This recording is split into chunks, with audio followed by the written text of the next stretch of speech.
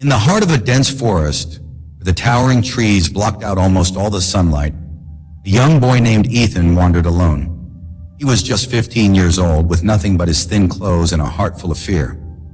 Ethan had been trying to find his way out for days, but the more he walked, the deeper he seemed to get lost.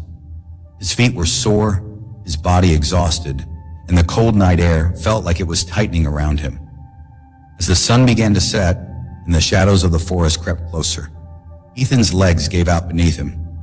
He fell to the ground, panting, with his arms stretched out on the forest floor. His eyes were filled with despair.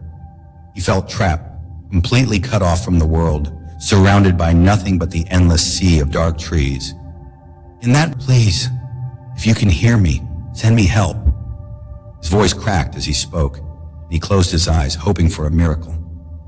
Silence filled the forest for a moment, and all Ethan could hear was the sound of his own heartbeat. But then something changed. Slowly, a warm golden light began to pierce the darkness around him. Ethan opened his eyes and gasped.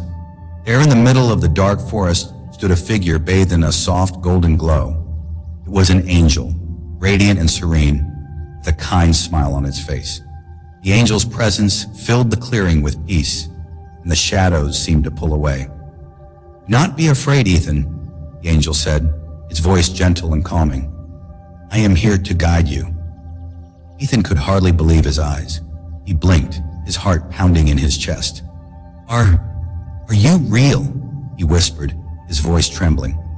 The angel smiled warmly and extended a hand to Ethan. "I am as real as the love that sent me." With a shaky breath, Ethan took the angel's hand and stood up. He could feel the warmth and peace flowing from the angel, easing the fear and exhaustion that had been weighing him down. Together, they began to walk through the forest. The dark, twisted trees that had once seemed so menacing now parted before them as the angel's golden light illuminated their path. As they walked, Ethan felt the weight of his fear lift from his heart.